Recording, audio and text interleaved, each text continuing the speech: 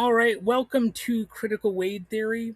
So let's look at just how much Trump's Department of Justice has lied over the years. We'll start with one of the most notorious examples when former Attorney General Pam Bondi claimed that the DOJ saved 258 million lives from fentanyl overdoses during Trump's first 100 days back in office. So think about that for a second. 258 million lives. That's roughly three quarters of the entire US population.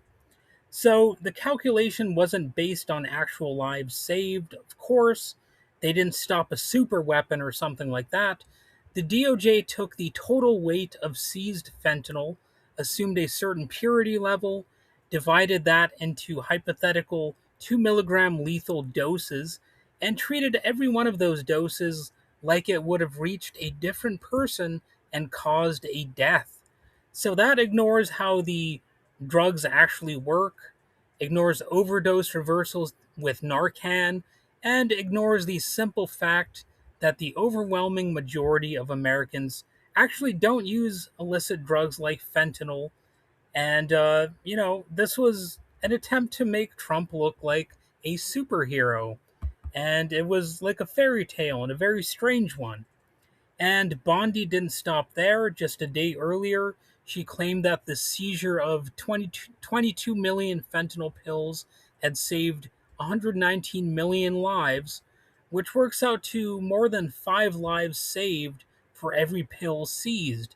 She also credited Trump with saving 20,000 lives after authorities seized 20,000 fentanyl laced Molly pills, once again equating every pill with one guaranteed death. She even posted a graph showing overdose deaths falling dramatically and credited Trump's policies, only to delete that after some people pointed out the data covered a period ending in 2024, meaning the decline actually occurred during the Biden administration. Uh oh. So they tried to claim credit for something that happened under the other guy's administration. And we all know that Biden is not somebody that Donald Trump likes. So the DOJ also celebrated the seizure of 651,000 rounds of ammunition using similar logic, implying thousands of lives had been saved. So by that reasoning, every bullet would have inevitably killed someone. It also raises an interesting contradiction that should not be ignored. The political right generally presents itself as strongly pro Second Amendment, and why would they celebrate the seizure of ammunition then? So apparently, that sort of contradiction doesn't really serve a problem for MAGA mindsets somehow. They're also pro Second Amendment, yet the Trump administration at various times has actually celebrated applying some elements of gun control. And predictably, some DOJ victory lap graphics credited the Trump administration for major drug seizures that actually happened before the 2025 inauguration. So, way to go. We all love somebody who takes credit for somebody else's work, don't we? Then there's the case involving former FBI Director James Comey. So, this is a bizarre and freakish thing that Trump did. Trump's DOJ pursued an indictment after Comey posted an Instagram photo showing seashells arranged to spell 8647. So, yes, he was indicted for an Instagram photo. So, that is disqualifying right there. Uh, if you think this administration is deeply committed to facts and truth and serious pursuits of justice, I honestly don't know what to tell you. You may be out of your goddamn mind. It might just be that simple. And there are these are some of the most embarrassing episodes in modern American politics. And, I'm just barely scratching the surface here. I do not have all of the information that would make Trump look bad. So many of these controversies echo similar patterns from Trump's first term. Remember that? So, Attorney General William Barr, or Bill Barr, famously released his 4-page summary of the Mueller report, describing it as finding no collusion before the full report became public. And Robert Mueller later wrote that Barr's summary had failed to capture the report's context and the treatment of obstruction of justice. So it actually was not, uh, accurate to say that nothing was found. Barr also repeatedly warned about widespread mail in voter fraud, claiming foreign governments could counterfeit millions of ballots, something election security experts said was operationally unrealistic. And these are also claims that the Trump administration failed to ever prove in court. And Barr also exaggerated a Texas mail ballot case, forcing the DOJ to later issue a correction. And the DOJ similarly promoted claims that organized Antifa networks were directing the 2020 protests, despite later investigations largely finding isolated actors rather than centrally coordinated groups. And keep in mind that Bill Barr at one point was just trying to create this criteria out of thin air where you would call certain areas anarchist districts, whatever that actually means. Um, it was a strange thing that Barr tried to do. And of course, people have forgotten about that, which kind of strongly suggests that there really wasn't that much accuracy to his claims. The fact that even the right wing largely has forgotten about those things that Barr and the Trump administration were trying to claim. And of course, Barr's DOJ defended the clearing of protesters from Lafayette Square as a routine security operation rather than one connected to the president's photo opportunity. And Trump's allies also repeatedly promoted the uh, Durham investigation as uncovering the crime of the century, but it ultimately produced only one minor guilty plea and 2 acquittals. So that doesn't quite sound like the crime of the century to me. And Jeff Sessions likewise pointed to isolated voting errors as evidence of widespread voter fraud, despite no evidence of systemic fraud on a large scale. The department also routinely claimed violent crime had been at unprecedented highs before Trump took office and was falling because of his policies, even though long term FBI data showed a decades long decline.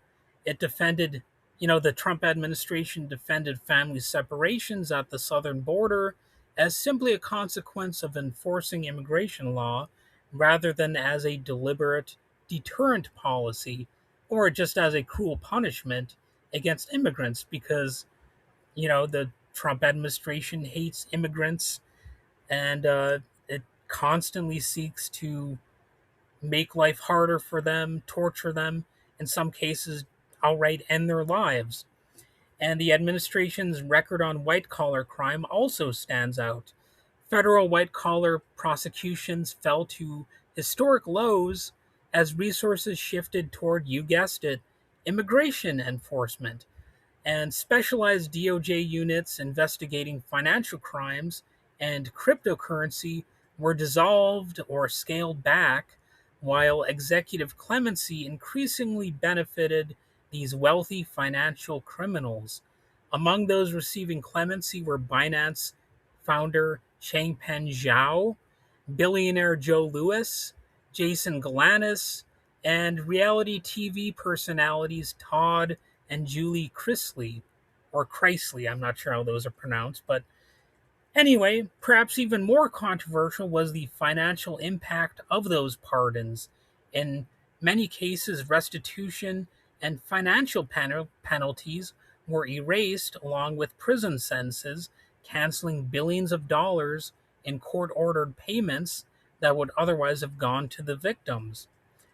At the same time, Bondi insisted the administration was ending the weaponization of justice, while the DOJ was pursuing political opponents and dropping cases involving political allies, which is, of course, exactly what the weaponization of justice would look like. And there were similar contradictions in public health policy. While celebrating alleged overdose lives saved, the administration also reduced support for Narcan distribution programs, the medication widely credited with preventing opioid overdose deaths. And the DOJ also blamed sanctuary cities for increased crime, despite multiple studies finding that sanctuary counties often have lower crime rates than comparable non sanctuary counties. And one of the reasons for that is because a person is more likely, a person who is a quote unquote illegal immigrant is more likely to come forward and report a crime committed against somebody if they are not at risk of being deported themselves. So that's one of the reasons that sanctuary cities, as they are called, are often actually safer because more crimes can actually be reported and therefore potentially solved. So, claims that rolling back DEI initiatives immediately improved law enforcement performance likewise lacked supporting evidence. It's just something that they claim because they want to make it harder for uh, people to uh, claim that the government is discriminating against them when it comes to hiring. Well, not just the government, but private uh, companies as well. They basically just want to make it so that these basically all of society's institutions that hire people can discriminate as much as they want. And civil asset forfeiture was expanded while being presented almost exclusively as a tool against major cartel leaders, despite many forfeitures involving people who were never charged with crimes. But propaganda wise, they always claim that, whatever they're doing is actually targeting cartels.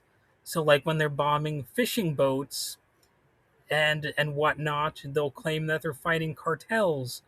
And finally, there's perhaps the biggest contradiction of all. The administration promoted a hardline law and order message against drug traffickers while remaining largely silent about Trump's pardons of major drug offenders, including Silk Road founder Ross Ulbricht and former Honduran President Juan Orlando Hernandez. Now, Hernandez had been convicted of trafficking hundreds of tons of cocaine into the United States before receiving a full presidential pardon, creating a stark contrast with the administration's public rhetoric about combating drug trafficking. And Hernandez had actually received a 45-year prison sentence. But if you have the right connections, the right people in the right places to give the Trump administration a nice little bribe, well, what do you know? Your legal troubles, they might melt away, and you can receive a full pardon, and suddenly, all is right and just in the world again. If you've got the money, if not, if you're, a poor schmuck, well, you might get locked away for life because you don't have somebody to show up at Mar-a-Lago with a bag of cash to hand to the Trump administration. So that's one of the fun aspects of this DOJ. Definitely one of the most corrupt governments on earth, if not the most corrupt.